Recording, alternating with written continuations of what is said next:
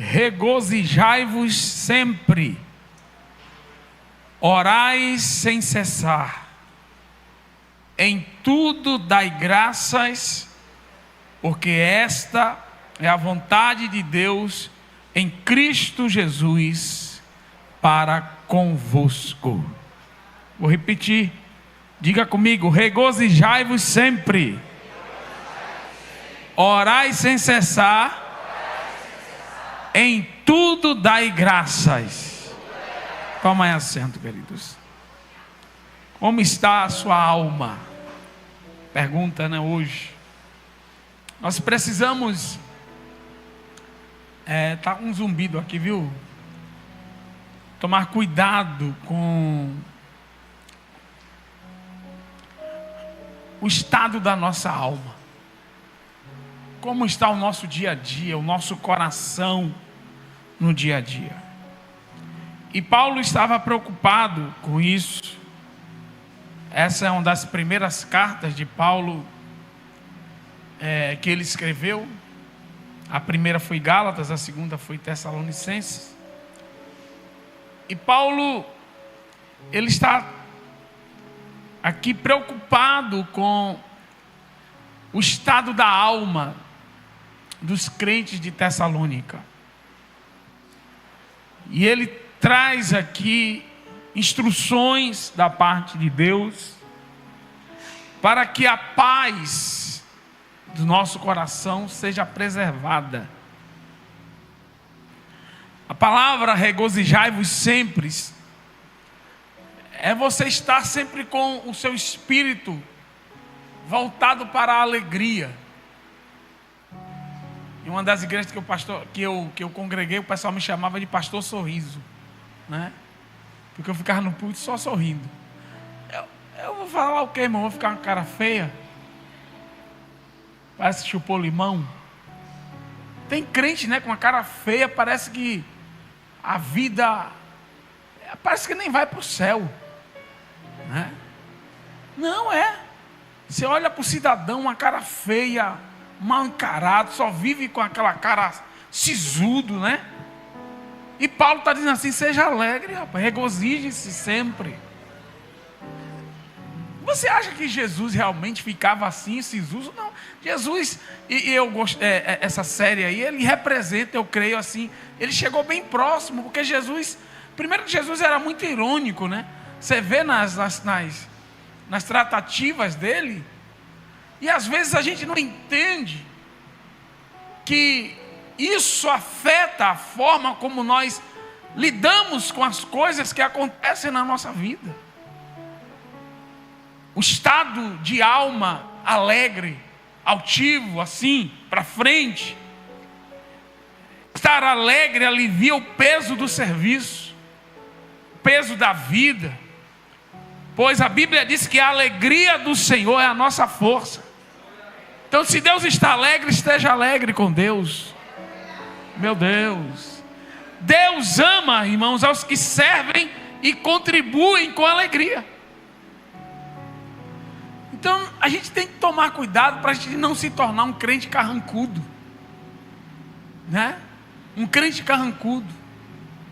E essas três instruções, ela possuem uma ligação, eu creio, a do regozijar, do orar e em tudo dar graças. É como se fosse um ciclo que elas se fecham. E a oração é o elo entre as duas, é o que sustenta, é o pilar dessas duas outras instruções. A oração faz com que as outras duas sustenta as outras duas, porque orar sem cessar não significa orar continuamente, mas voltar a fazer constantemente. Amém? Devemos manter uma conexão permanentemente ativa com Deus. Sabe, você ficar o tempo todo ali ligado com os céus, a ponto de você do Espírito Santo ter condições de falar com você no dia a dia do seu trabalho. Quem já ouviu a voz de Deus no dia a dia assim no trabalho? Quando você ora constantemente, você desenvolve essa intimidade com os céus. de Deus poder falar com você no dia a dia, no trânsito, na sua casa, quando você acorda. Então, nós precisamos manter essa conexão permanente, de forma ativa, de modo que a nossa oração faça parte de uma longa conversa, sem interrupções. É como se você estivesse o tempo todo com o seu conectado com os céus, embora você esteja ali trabalhando, a sua mente, mas há uma sensibilidade, há uma porta aberta. Deus pode falar com você a qualquer momento, porque você está sensível para isso. É a oração que faz isso. Deus, que conhece os desejos do nosso coração, nos responderá mesmo quando estivermos em silêncio. É forte isso aqui, né? Mas semana passada eu fui procurar um móvel, um colchão dos meninos para comprar. E eu saio pesquisando em tudo, né? Esse negócio de colchão eu comecei a pesquisar. E aí, em uma hora eu entrei em uma loja que não tinha nada a ver. E lá na loja, Deus fez algo tão forte comigo, porque Deus me mostrou algo que eu não estava pedindo. Mas Deus disse assim: não, eu te trouxe aqui porque eu vou te dar isso aqui. Mas eu estava precisando, mas eu não estava pedindo, não era prioridade. Mas Deus abriu, trouxe a bênção. Quem está me entendendo aqui? E disse: aqui é seu, tome. Quem está me entendendo? Irmão, eu saí da loja assim, eu disse: rapaz, o Espírito Santo me trouxe aqui para me mostrar uma coisa que eu estava precisando, mas não era prioridade, não estava na minha lista de prioridades, mas Deus queria me dar. Quem está me entendendo aqui? Essa conexão a gente precisa mantê-la ativa. E como é que a gente mantém essa conexão ativa? Regozijando-se sempre, orando sem cessar e dando graças em tudo, mantendo a comunicação do céu ativa com você. Essa questão de em tudo dar graças, que é um resultado, é a base, vamos dizer assim, de você estar com esse espírito de alegria. Quanto mais entendemos o que Cristo fez por nós e colocamos em prática os seus ensinamentos, mais ações de graças brotam do nosso coração. Ser grato a Deus em todo o tempo. A gratidão deveria ser uma característica da vida cristã em todas as circunstâncias. Ser grato é ter um coração que não é inclinado para a murmuração. O problema hoje que eu vou falar um pouco, eu vou me aprofundar nisso aqui, é que a âncora da nossa gratidão, às vezes ela está no tempo errado. Às vezes a âncora da sua gratidão está no futuro. E a sua ansiedade de querer as coisas que ainda não tem, faz com que o seu coração se torne um coração murmurador. Às vezes a âncora do seu coração está no presente, não satisfeito com o que tem, e você murmura. Mas quando a âncora do nosso coração está naquilo que Jesus já fez na nossa vida, na salvação que nós recebemos de graça da parte dele, isso tudo muda, meu irmão. Muda tudo. E hoje nós vemos pessoas doentes dentro da igreja por conta disso, porque ele está triste com Deus, porque Deus ainda não fez. Mas e o que Deus já fez? E o que Deus já operou? E a sua vida, irmãos, que está garantida nos céus? Quem está me entendendo aqui?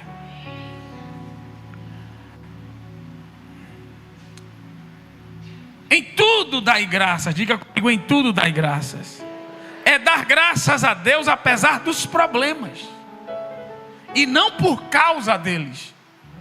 Tem gente que interpreta esse versículo errado. Observe bem. Olha o que o versículo está dizendo assim: em tudo dai graças, porque esta é a vontade de Deus em Cristo Jesus. Qual é a vontade? Qual é a vontade? Que você dê graças em tudo. Não é o que você está vivendo. Porque tem pessoas que pegam esse versículo e dizem: esta é a vontade de Deus em Cristo Jesus para convosco. Como se o que você está vivendo fosse a vontade de Deus. Não. A vontade de Deus é que você dê graças em tudo. Diga comigo, em tudo dai graças. Não é dar graças por tudo, mas em tudo. Vocês entenderam isso aqui? Não é dar graças por tudo, mas em tudo. É diferente. E nós estamos sendo, às vezes, iludidos. São muitos os iludidos, em busca, irmãos, de uma vida ideal. O engano da busca pela vida ideal é uma ilusão que está sendo vendida aí já faz tempo. A vida ideal, ela não existe na terra, nunca vai existir. É uma utopia. A vida ideal, ela só vai se concretizar quando nós estivermos na glória com Jesus, onde não haverá lágrimas, não haverá choro. Quem está me entendendo aqui? Não haverá pranto. Mas aqui não. Então, preste atenção no que eu vou falar aqui. As pessoas estão insatisfeitas. O tempo todo há uma insatisfação generalizada. Nada está bom. Às vezes você encontra pessoas que nada está bom na vida dela. Por quê? Porque ela está mirando uma vida ideal. Mas você nunca vai ter isso aqui. E isso, essa insatisfação se transforma em ingratidão. E a ingratidão se transforma em murmuração. E murmuração é pecado. Então nós precisamos desenvolver em nós a capacidade em se adaptar nas situações que não são ideais. Como assim, pastor? Você tem que desenvolver em Deus. Paulo, ele vai falar sobre isso. Quando ele vai dizer que... Cadê Jesus? Eu quero ler o texto. Não digo isto como por necessidade, Filipenses 4:11. Porque já aprendi a contentar-me com o que tenho. Sei estar abatido, sei também ter abundância. Em toda maneira, em todas as coisas estou instruído, tanto a ter fartura como a ter fome, tanto a ter abundância como a padecer necessidade. Posso todas as coisas em Cristo que me fortalece. O que Paulo está dizendo aqui é que Deus deu a ele a capacidade de adaptação, de em meio a situações não ideais, ele vai continuar se regozijando e ele vai continuar, aleluia, contente, aleluia, em contentação. Ele vai continuar dando graças em tudo. Não é o ideal, mas você nunca vai ter o ideal. Você tem que se adaptar. Eu me lembro que quando eu me mudei para cá, para Salvador, com 14 anos, morava numa casa lá no litoral norte, 5 quartos, 2 varandas, um terreno enorme, tinha um campo do lado da minha casa de grama. Eu brincava, a praia ficava a 3 quilômetros, tinha a lagoa, o areal. Quando eu vim para cá, meu pai fez uma casa, a sala pequenininha, a cozinha pequenininha, tinha 3 quartos em cima, bem pequenos. E quando eu entrei naquela casa, eu disse: rapaz, isso aqui é muito pequeno. Dentro de um beco. Eu disse: eu tenho que me adaptar a isso aqui agora. Essa aqui é a minha realidade agora. E eu achava aquela sala tão pequena. E eu chegava em casa, dava um passo, já estava na cozinha, fazia assim, era a sala, era a cozinha. E depois de um tempo eu me acostumei. Ali se tornou agora o meu lar, a minha casa. Eu não fiquei murmurando, dizendo: porque meu pai não comprou uma casa maior, não fez uma casa maior aqui em Salvador, porque isso, porque aquilo. Nós precisamos aprender a nos adaptar com as realidades.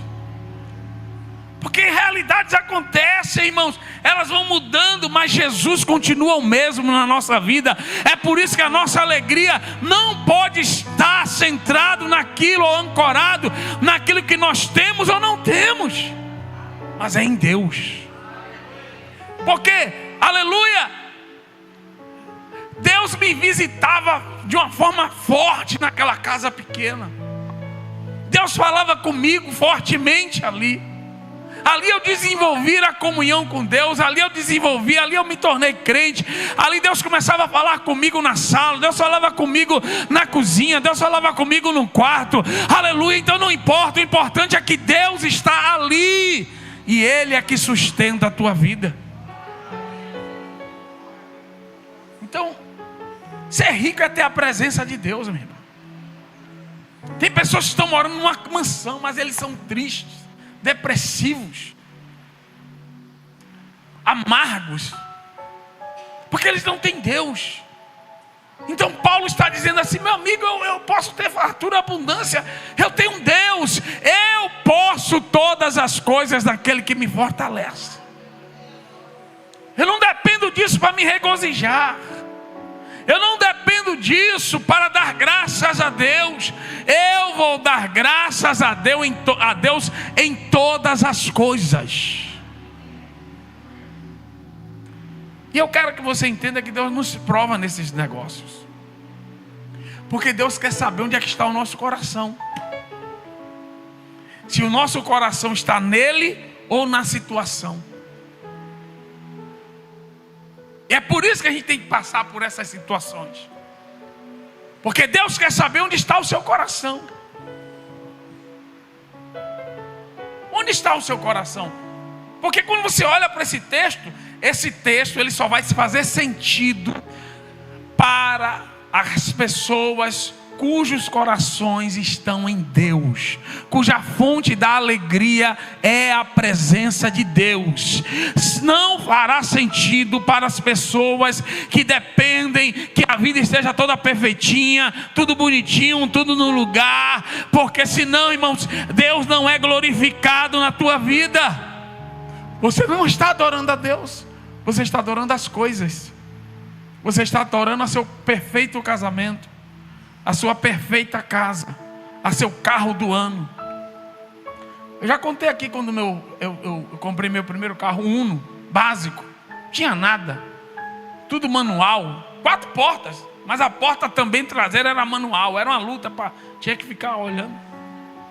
Mas quando eu comprei aquele carro, e que eu entrei e comecei a dirigir, irmãos, eu era o cara mais feliz da face da terra. Eu andava de ônibus, agora eu tenho um carro. Quem está me entendendo aqui? Eu não ficava olhando, naquela época os carros bons eram o Vectra, né? Eu não ficava olhando para os Vectras que passavam por mim e dizendo assim: pô, eu estou com esse carro aqui, Peba. Eu era alegre, eu dava graças a Deus. Eu dizia: chegava na igreja de carro, eu me sentia, porque o meu coração não estava no Uno, mas no Deus que abriu as portas. E o Deus que abriu a porta do Uno, abriu a porta do segundo Uno, depois de outros, Deus vai abrindo a porta. E carros vão e carros vêm, mas o Deus continua sendo o mesmo, nos sustentando, nos guardando, aleluia, nos dando a oportunidade de viver coisas grandes nele. Deus continua sendo o mesmo. Então não se apegue a essas coisas. Dá graças a Deus em tudo, porque Deus está nesses momentos de dificuldade. Deus, Ele está nos moldando. Eu me lembro que hoje o Espírito Santo estava ministrando isso em meu coração. Eu até me emocionei com saudade da minha mãe. Eu me lembro que quando a gente veio para Salvador, foi um desafio, né? Meu pai sustentar 2 casas, não é brincadeira. Ficava uma parte, eram 9 filhos, 2 já estavam casados. Então ficava meio que dividido. Ficavam 3 aqui, 3 lá, ou 4 aqui. Não sei, não me lembro agora. E eu só sei que às vezes as coisas apertavam financeiramente, né? Todo mundo tem uns ciclos, né? E aí, eu quero mostrar isso para vocês entenderem como a nossa casa, a gente sempre foi cristão, né? Embora católico, na época ainda católico, mas sempre cristão. E na época eu já era cristão, crente, vamos dizer assim, evangélico. Mas nós tínhamos, lá eram 9 irmãos, mas eu, Almerindo, que é o caçula, eu encostado ao caçula e Neuma, fazíamos parte do núcleo que vivia mais com a minha mãe, né? Eram os menores, né? E os maiores já tinham já eram mais desenvolvidos. A gente dependia mais da nossa mãe. E a gente ficava em casa o tempo todo com minha mãe ali, convivendo, indo para a escola, voltando, aquele núcleo ali de 3. E era interessante, porque às vezes quando a gente via que a coisa apertava, né? Aí minha mãe preparava, no tempo que ovo era barato, né? Que agora o negócio está sério. Aí minha mãe preparava uma moqueca de ovo lá, irmão, que é um negócio das galáxias aquilo ali. Eu nunca vi um negócio tão gostoso igual aquele. Ela pegava o ovo, fritava o ovo assim, aberto, dos 2 lados, deixava tostar bem. Pastor ensinando aqui, mas eu vou mostrar. Tostava bem o ovo, virava. Aí depois, quando aqueles ovos, né, os discos, né, estavam bem tostados, ela colocava em outra frigideira e fazia moqueca daquilo. Meu irmão, pense. Ó, chega, deu água na boca, ó. Era um negócio gostoso demais. E aí eu, Almerindo, né, e Neuma, a gente ficava brincando com isso. E aí um dizia assim: vai ter o que hoje? Qual é o cardápio de hoje? Aí minha irmã: omelete com ovo e arrocê e farofê de manteiga. Tipo assim, para dizer que era uma comida, entendeu? Internacional, né?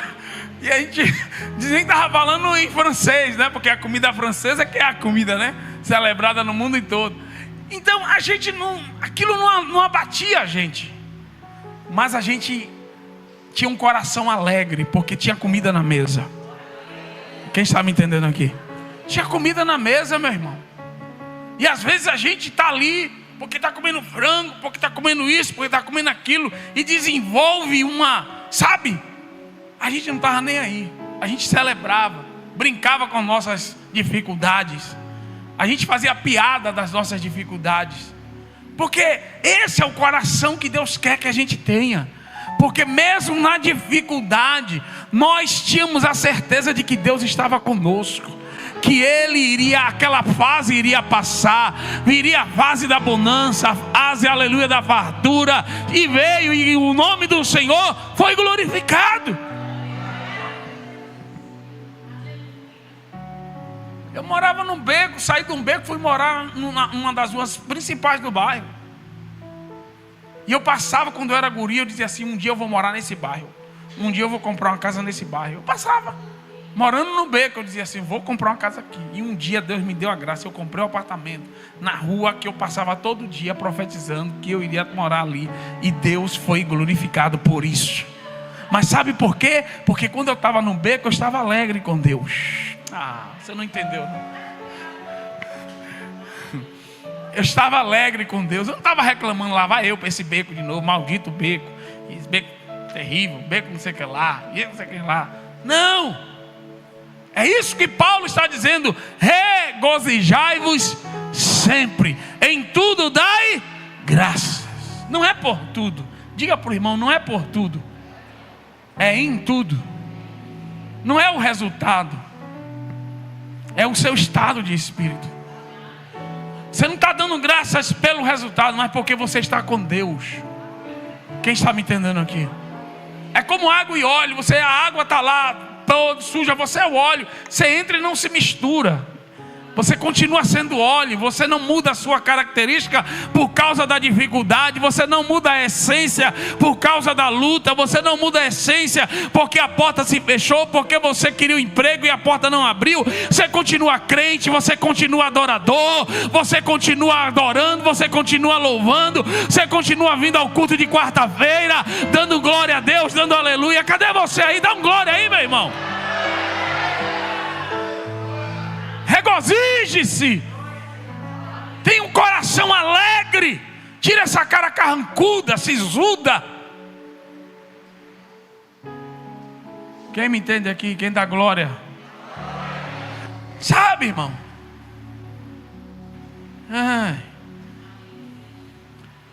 Então essa questão da vida ideal, a gente precisa se livrar do engano, da busca pela vida ideal, que é às vezes traduzida pela expressão: eu quero ser feliz. Quem já ouviu falar isso? Não, eu quero ser feliz. A única vez que a palavra felicidade aparece na Bíblia, não, eu não vou nem falar, quero que põe aí Jó 30:15. Essa é a única vez que a palavra felicidade aparece na Bíblia. Olha o que está escrito. Abra aí na sua Bíblia. Culto Palavra Viva hoje, Jó 30:15. Esta é a única vez que a palavra felicidade aparece na Bíblia. Olha o que Jó diz: sobrevieram-me pavores, como o vento perseguem a minha honra, e como nuvem passou a minha felicidade. Eu achei isso tão interessante que Deus deixou a palavra felicidade aparecer em um texto em que ela é passageira. Quem entendeu aqui? Salomão diz que é melhor ir para uma casa onde há luto do que para um banquete. Vai entender isso. Por quê? Porque no banquete é uma ilusão. Tem muita gente ali sorrindo, mas na verdade está mal. Tem muita gente ali celebrando, mas está em depressão. Mas é na casa de luto que você vê quem está bem. Quem entende aqui? É no luto, é quando você entra na casa de luto que você vê quem está bem com Deus. Eu me lembro até hoje o enterro da minha tia Heredite. Morreu com 91 anos. Eu não me lembro de ninguém chorando no enterro. Pouca gente, eu acho, não tinha. E eu cheguei e disse assim: olha, pode parar de chorar aí, que todo mundo aqui eu estou com inveja dela. Morreu com inveja, 91 anos, crente. Quem me entende aqui? Não ficou na cama, não. Simplesmente com 6 meses antes a mente dele, Deus começou a apagar a mente. E depois de 6 meses ela deitou e dormiu. Não teve hospital, ambulância. Eu disse assim: olha, vocês aqui tem que ter inveja aqui, viu? Isso aqui é a morte do justo. Deitou e dormiu e não acordou mais. Acordou já na glória. Acordou com os anjos já dizendo assim: levanta, Heredite, vamos, está na hora.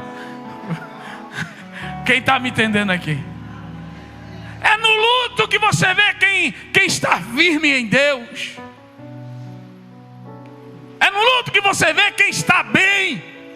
Porque quando a morte está próximo de nós, é como o vento ou como as ondas que descobrem os alicerces da casa, não é? Você vê quem está realmente abalado ou não, quem está desesperado ou não.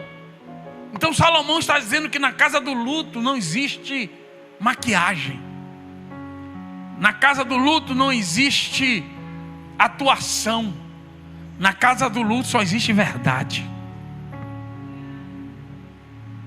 Só existe verdade.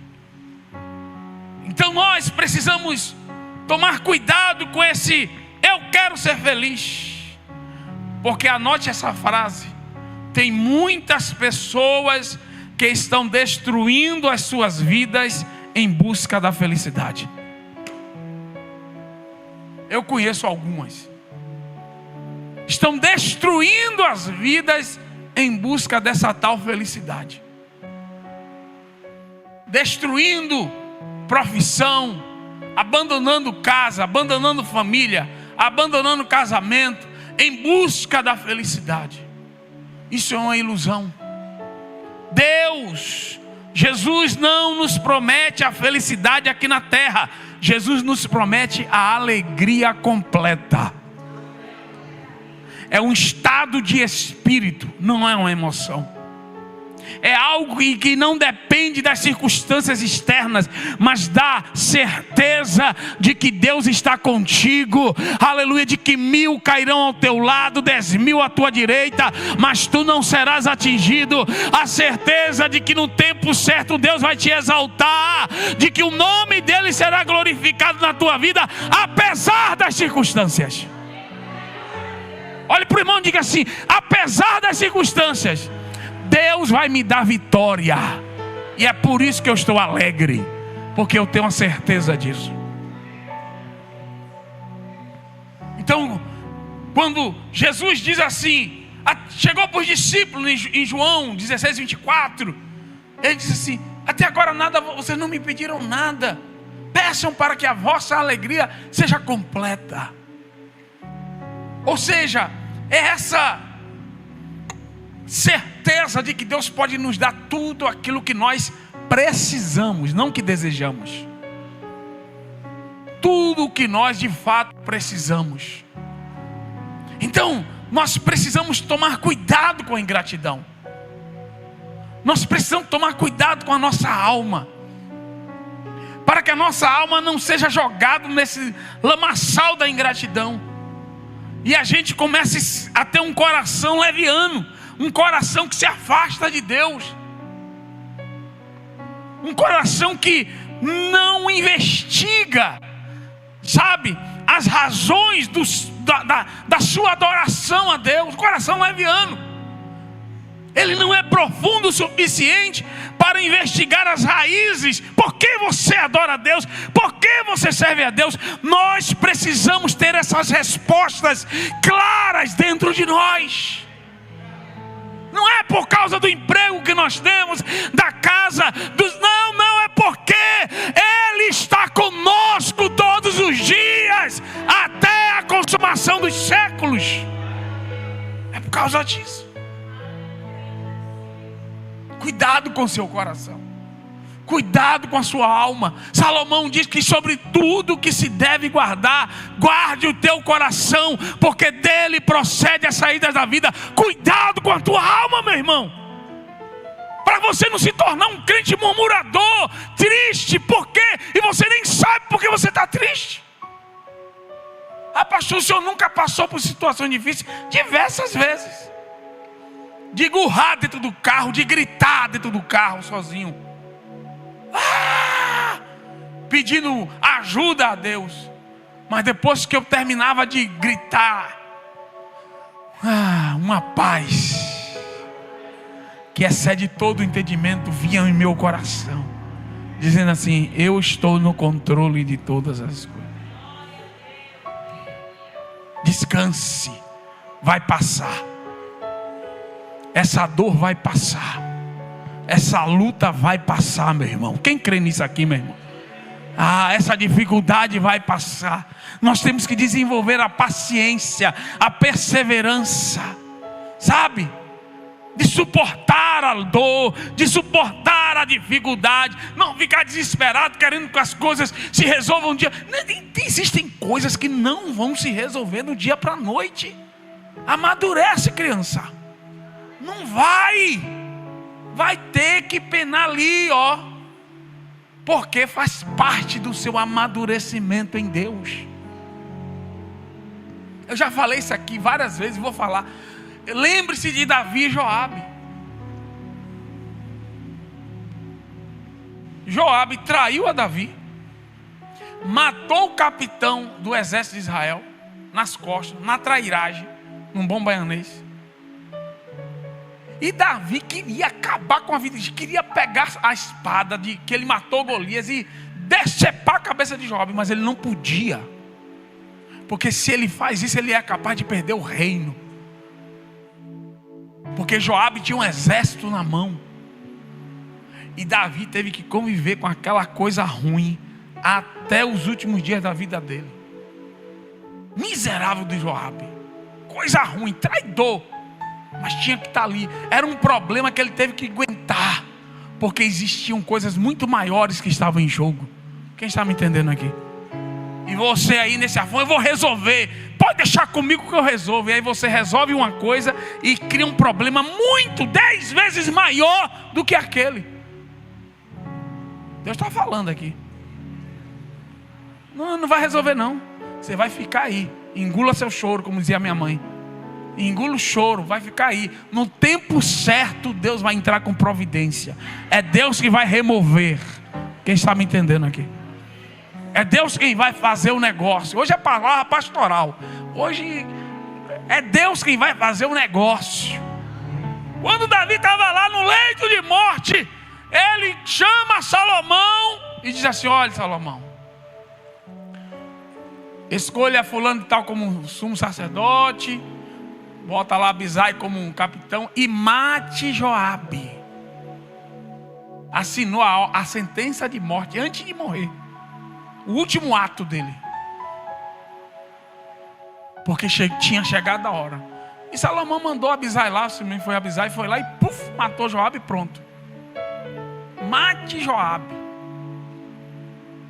Porque Deus ali tinha liberado. Se agora sim, agora pode ir. Resolva. Para esse problema não ir. Então existem coisas que você não pode deixar que isso tire a sua paz. Lembre-se que Deus está na tua vida, Deus está no controle dela. Ah, mas eu quero, mas se você não vai ter tudo, criatura. Não é tudo que você quer que você vai ter. E às vezes, se você for tentar consertar aquilo, vai criar um problema maior ainda. Quem está me entendendo isso aqui? Então, o que? Pastor, eu faço o quê? Deixa quieto nesse negócio aí. Capitaliza, deixa quieto. Bota lá no inventário.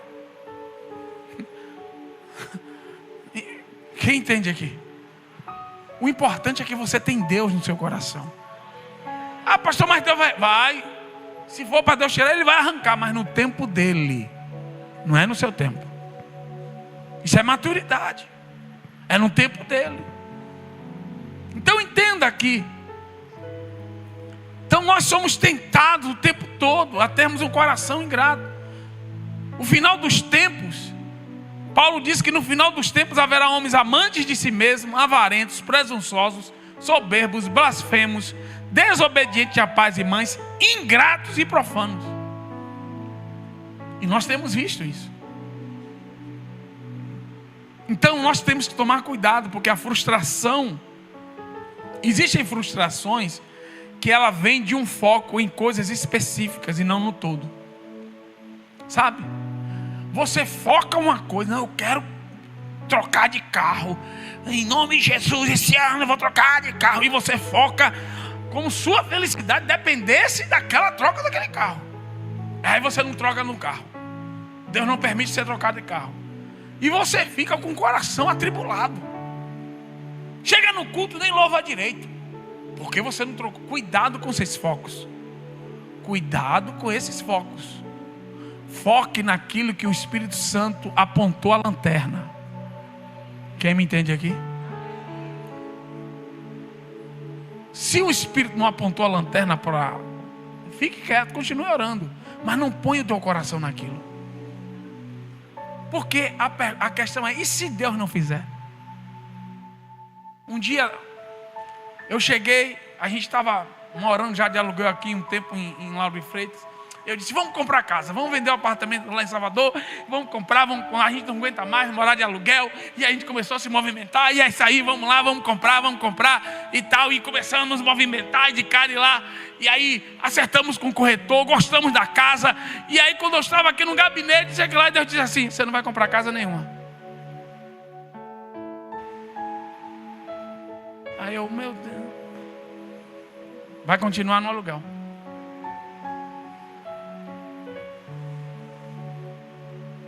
Desmobilizei tudo. Quem está me entendendo aqui? Então existem coisas que são assim. Agora imagine se o meu coração não está em Deus. Eu ia ficar o quê? Surtado, triste. Não consegui comprar casa, deu tudo errado. Deus, aí vinha para o culto todo dia da ceia, tá lá, não, nem toma ceia, não, meu coração não está bom. Porque Deus não me deu, Deus não fez. Não. Minha fé está baixa. Aí começa a colocar a culpa. Tem uns que começa a colocar a culpa nele mesmo.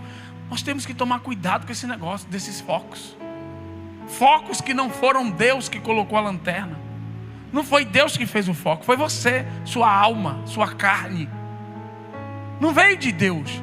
Porque quando Deus põe foco em algo, Ele te dá poder para você resolver aquilo. Ele te dá graças, Ele manda pessoas com chaves para abrir as portas que estão fechadas. Quem está me entendendo aqui? Aleluia, quando Deus diz é o tempo e ponto final, meu irmão. Glória a Jesus. Eu estou encerrando. Mas entenda aqui. Aí a gente traça alvos, mas que não eram de Deus. Criamos assim falsas expectativas. Nos enchemos de ansiedade. A ansiedade vai gerar uma frustração, vai gerar murmuração e deságua na ingratidão. Deus não fez. Aí você perde a conexão com os céus, você perde a sensibilidade. Seu coração está murmurador. Como é que o Espírito Santo vai falar com você? Eu vou falar uma coisa para vocês. Não andem como murmuradores. É uma praga. Se afaste desse tipo de gente. É um negócio que contamina. Quando você menos imagina, você já está murmurando também. Se afaste. É uma praga, estou falando a você. É pior do que o vírus aí que se espalhou. É uma praga. É um negócio, porque Deus trata sério com o murmurador, meu irmão. Porque a murmuração, ela é uma negação da onipotência de Deus. Você nega um atributo divino. Você está dizendo que Deus não é poderoso para fazer aquilo ali. Não é que Deus não é poderoso, é que Deus não quer fazer. E você não entende isso.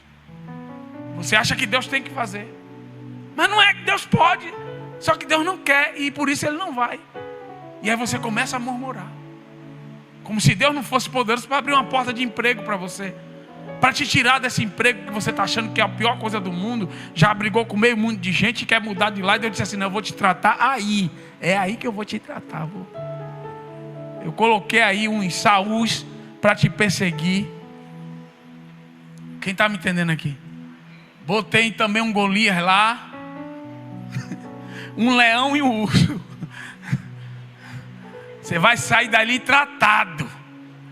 Quem está me entendendo aqui? Deus, se Deus quiser, Ele abre a porta para você amanhã. Ou amanhã não, hoje, quando você chegar em casa, abrir o e-mail, já está lá o chamada para entrevista, já tudo garantido, ganhando o dobro do salário. Quem me entende aqui? Quem recebe esta palavra aqui? Meu Deus. É assim que Deus faz. Isso já aconteceu comigo, meu irmão. Observe bem. Então estabelecemos, além de traçarmos nossos alvos, também nós erramos ao estabelecer nossos tempos para as realizações das coisas. Não, em 1 ano, não, daqui a 2 anos, daqui a 6 meses, daqui a não sei o que lá, né? Eu termino isso, daqui a não sei o que lá. E Deus está lá dizendo assim, Ele combinou comigo isso aí? Ele por acaso me consultou alguma coisa? Não. Aí você está com aquela coisa ali, 6 meses. Não, é rapidinho. Aí Deus disse, não vai ser rapidinho não. Vai demorar um pouquinho aí.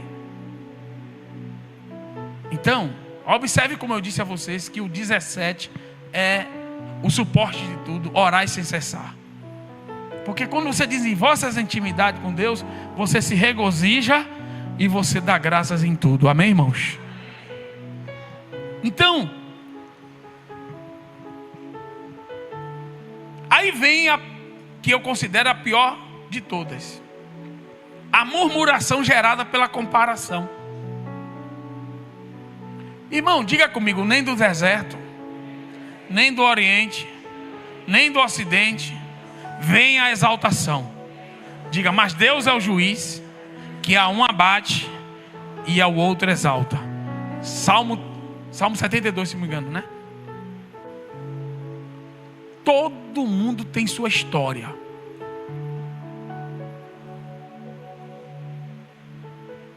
Se você vir alguém debaixo de uma árvore, irmão, é porque alguém plantou uma árvore um dia.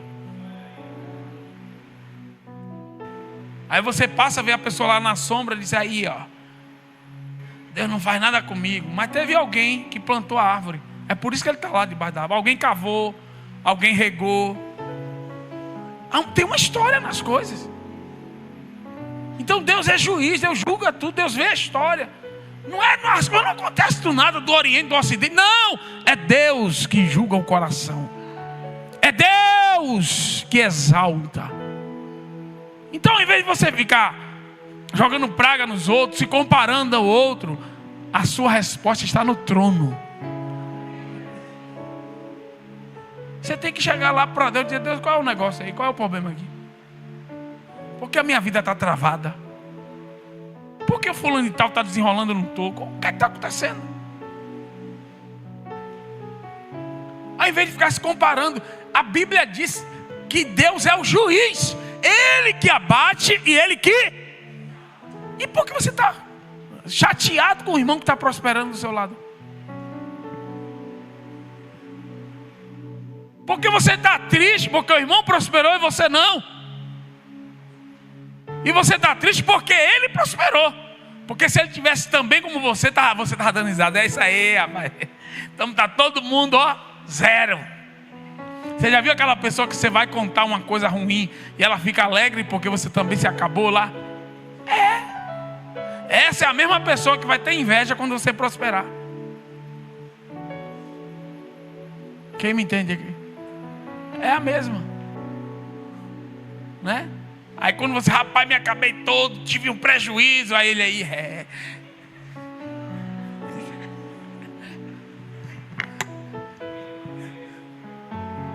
Vá contar uma bênção para ele, você vai ver o olho do rosto dele fechar na hora. Eita, que tem gente que vai sair daqui hoje, não vai nem dormir direito. Já estou encerrando. Então, o segredo é o contentamento, como disse Paulo. Filipenses 4:11. Porque já aprendi a contentar-me, diga comigo, já aprendi a contentar-me com o que tenho. Então Paulo mostra que a vida dele não está ancorada na sua prosperidade ou escassez, mas em algo mais profundo, no seu relacionamento com Cristo. O contentamento blinda o nosso coração da murmuração. E eu quero trazer agora 2 conselhos. Primeiro é, aprenda a comemorar as pequenas vitórias. Diga comigo, aprenda a comemorar as pequenas vitórias. É uma coisa pequena, mas comemore, celebre. Mesmo que seja pegar uma pipoca, sentar para assistir um filme alugado de R$20 na Amazon, está tudo valendo. Amém? Vamos comemorar, vamos alugar um filme. Aquele filme que já saiu no cinema está lá na Amazon. Quando sai é 39, né? Mas dá, vai, comemora. É melhor do que pagar 150 no cinema, né? Com a pipoca, sai mais barato. Vai lá. Comemora, faz alguma coisa. Porque esse desenvolvimento, essa prática de você, isso vai fortalecendo o seu coração.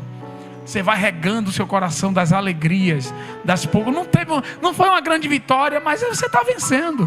Quem está me entendendo aqui? Aleluia. Deus está na tua vida. Deus está dizendo assim: olha, eu não te dei vitória aqui, mas estou te dando carro. Aí às vezes você está com foco errado. Deus diz assim: meu filho, olha o que eu já fiz aqui na tua vida. Às vezes você está querendo uma promoção, mas Deus está abençoando o teu casamento. Tem culto de casais sexta. Sexta-feira eu vou entregar tudo, viu? Sexta-feira vai ser forte. Vou entregar os mistérios todos aqui. Então às vezes você está assim: mas eu queria ser promovido. E Deus na verdade está operando no casamento. Deus está abençoando a casa, abençoando a família. E você está com o coração ingrato. Então nós temos que tomar cuidado com isso. Então diga comigo: aprender a comemorar as pequenas vitórias. E segundo, Filipenses 4:6, eu encerro. Diga comigo: peça agradecendo. Diga: pedir agradecendo. Olha o que Filipenses diz assim: não estejais inquietos por coisa alguma, antes as vossas petições sejam em tudo conhecidas diante de Deus. Diga comigo: pela oração. Então ore, pela súplica, clame, mas com ação de graças. Não venha para cá com sua oração murmuradora. Oração com ação de graça. Sabe como é?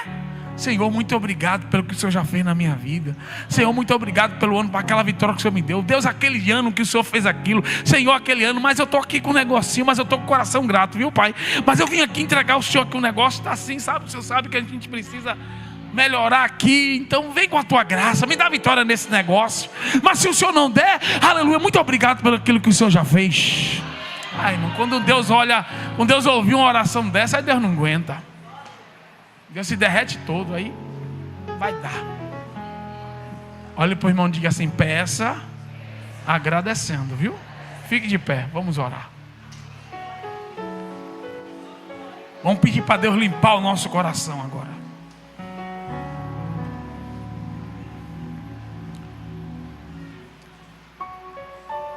A nossa gratidão, ela não pode estar em ninguém, em nenhum homem. Gratidão ancorada em pessoas se torna escravidão. Diga comigo: gratidão ancorada em pessoas se torna em escravidão. Às vezes Deus usa pessoas para fazer coisas. Eu tenho algumas pessoas na minha vida que me abençoaram muito, mas não vou estar preso a ela. Eu vou estar preso a Deus. Mas a ela eu tenho uma honra. Eu tenho um dever de honra. De honrar onde eu vê-la. De celebrar a presença dela quando ela chegar em algum lugar. Mostrar para as pessoas que ela é alguém bem quisto para você. Isso você deve, a honra. Mas infelizmente existem pessoas que estão presas a outras por causa daquilo que a outra fez por ele. Você tem que estar preso a Deus, porque foi Deus que inclinou o coração dela. Amém? Então não esteja preso. Eu conheço algumas pessoas que têm dívida da alma. E às vezes a vida está travada porque não quer, porque o outro, mas porque ele me ajudou muito. Sim, mas dívida da alma, isso aí, irmão. Está na hora de voar. Está na hora de voar. Muito obrigado, Deus abençoe. Eu vou sempre orar por você, serei sempre grato. Mas está na hora de voar.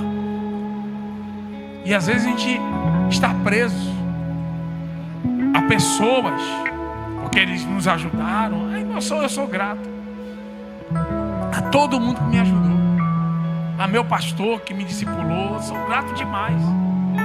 Que nem pastor mais ele é. Mas onde eu encontrar, eu vou celebrar a vida dele. Vai ser uma alegria. Vou abraçar aquela coisa toda. Por quê? Porque isso que é a gratidão saudável.